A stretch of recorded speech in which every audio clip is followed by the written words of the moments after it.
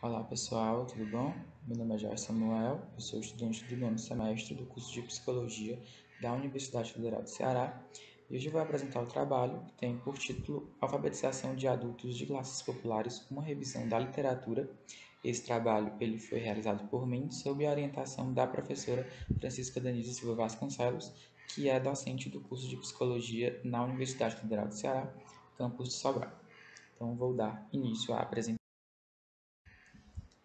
Inicialmente, a gente traz esses dados da Unesco, que, segundo a Organização das Nações Unidas para a Educação, a Ciência e a Cultura, cerca de 18% da população mundial ainda é analfabeta. Apesar desses números virem em uma constante decrescente nos últimos anos, sendo que em 2007 mais de 10% dos brasileiros ainda não haviam sido alfabetizados, de acordo com o Instituto, o analfabetismo ainda é uma das principais problemáticas que afligem o nosso país e é algo que não se restringe apenas ao campo da educação, mas traz consigo uma série de fatores socioeconômicos que são então contingentes a esses números que foram citados. Então é importante frisar também que as características sociais e econômicas elas acabam então interferindo sobre esse contexto. Não à toa, o Nordeste, que é a região mais pobre do país, abriga o maior número de analfabetos, e quase 40% da população da África subsaariana ainda não sabe ler nem escrever.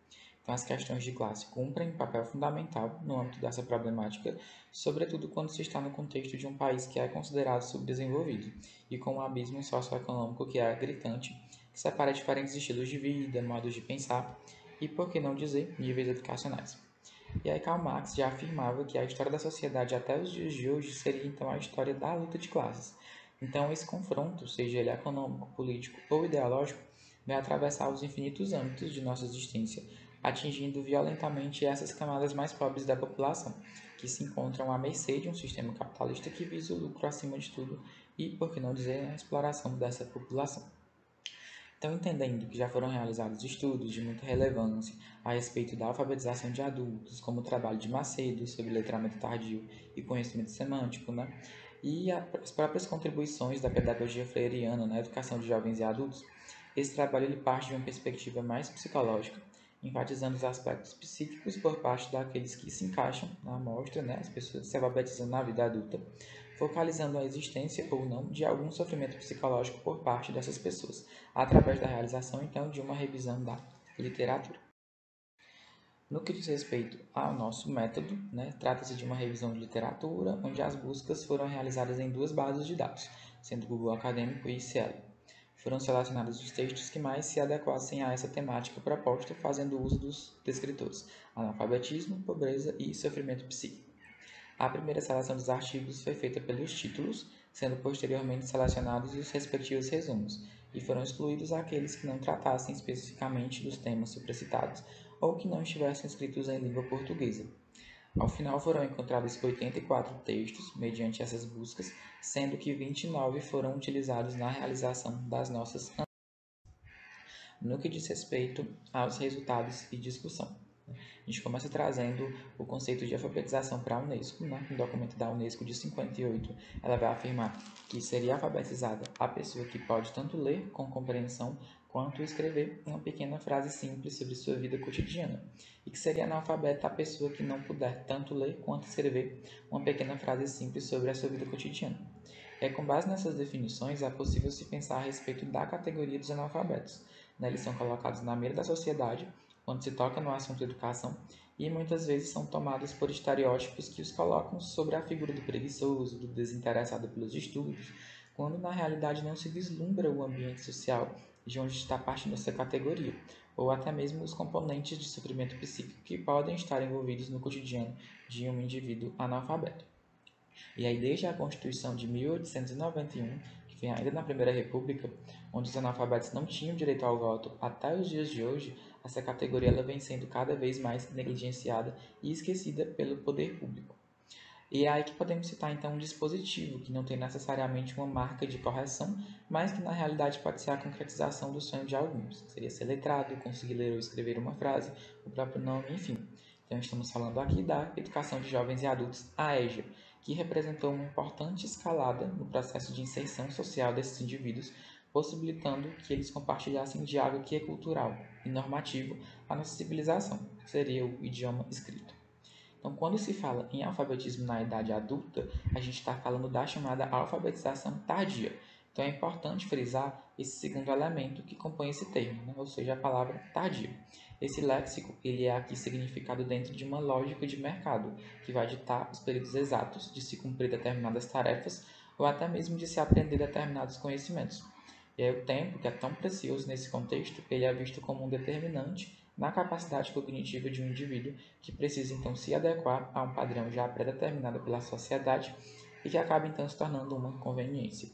Porém, o que não se discute amplamente são os motivos que levaram o sujeito a não se alfabetizar na chamada idade certa, segundo esses modelos, né, que são citados pelo PNAEC, o Programa Nacional pela Alfabetização na Idade Certa.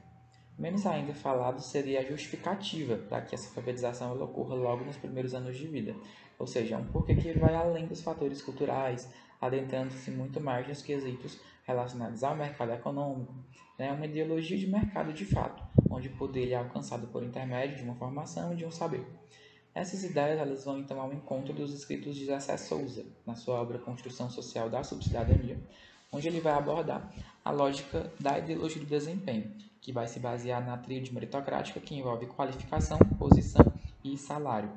Nesse sentido, no contexto escolar, vai ser considerado inteligente aquele aluno que se sobressai aos demais no campo cognitivo, ou seja, aquele que aprende mais rápido, que tira as melhores notas ou que aprende a ler e escrever antes dos colegas, em detrimento daquele aluno que tem dificuldades em determinadas áreas ou mesmo na leitura e escrita. O que acontece é que esse pensamento ele extrapola os muros da escola, sendo parte constituinte do pensamento social e adentrando também no nosso cotidiano. Assim, o analfabeto ele é julgado tendo como crivo o discurso meritocrático que é tão bem citado pelo José Souza. Então, desse modo, esses últimos eles têm seus esforços ignorados e diminuídos diante de uma ideologia que sobrepõe o desempenho individual sobre o contexto socioeconômico, familiar e cultural de um aluno, né, de um indivíduo. E aí um outro conceito que também é necessário para ser abordado nesse trabalho é o conceito de pobreza. Isso porque ser pobre é um processo de empobrecimento que está presente ao nascer de muitas pessoas. E o cunho econômico e financeiro de alguém ele já é algo mais ou menos predefinido antes mesmo do nascimento. Então, para que se aborde esse tema, é impreterível que se cite as ideias do filósofo Karl Marx. Logicamente, né, que as mudanças que ocorreram na sociedade desde os escritos de Marx elas são de fato negáveis. Contudo, a gente trabalha com o pressuposto de que, como ainda convivemos com um sistema baseado na exploração e dominação do trabalhador, as suas análises elas continuam sendo factíveis para a crítica e investigação social. E o mesmo, ele interpretava a miséria como uma espécie de instrumento que seria utilizado pelas classes dominantes ao seu favor em uma clara dialética, onde os ricos só existiriam porque os pobres também existem. E essa espécie de ciclo ela pode ser vista até mesmo no período contemporâneo, onde a exploração da classe trabalhadora, ou seja, do proletariado, é um fenômeno presente no cotidiano de empresas, indústrias e no mercado de trabalho como um todo. Esse último que é cada vez mais exigente por resultados, qualificações e especializações profissionais. Um mercado que parece ainda não estar completamente pronto para receber um indivíduo analfabeto. Mais especificamente, um mercado que não está pronto para dar oportunidades ao sujeito pobre e analfabeto. Então, dentro desse modo, o sujeito pobre que apresenta dificuldades de leitura ou escrita, ou mesmo a ausência de tais habilidades dentro de uma visão biologizante, ele pode ser considerado alguém com déficit cognitivo, que é um termo ainda utilizado por alguns psicólogos na contemporaneidade, que acaba carregando consigo um peso e um estigma muito marcante. Ser taxado com uma deficiência cognitiva vai atiçar o julgamento social em termos como burro, ignorante, estúpido ou idiota estão prontos aí para serem pronunciados ao se referirem a esses sujeitos. E essas palavras elas ganham um significado pejorativo a partir do momento que são referidas a essas pessoas, ou seja, a palavra ganha sentido a partir do que ela representa. E nesse caso, ela representa essa categoria que é amplamente negligenciada na sociedade. E a guisa de conclusão, então, a gente considera que esse é um tema relevante e fundamental, né, tendo em vista, então, a sua importância social, econômica e cultural que ele tem, e ainda que as contribuições sobre esse tema, elas não se encerram nesse trabalho, né, mas que realmente é necessário que outras pesquisas, outros estudos sejam realizados acerca desse fenômeno.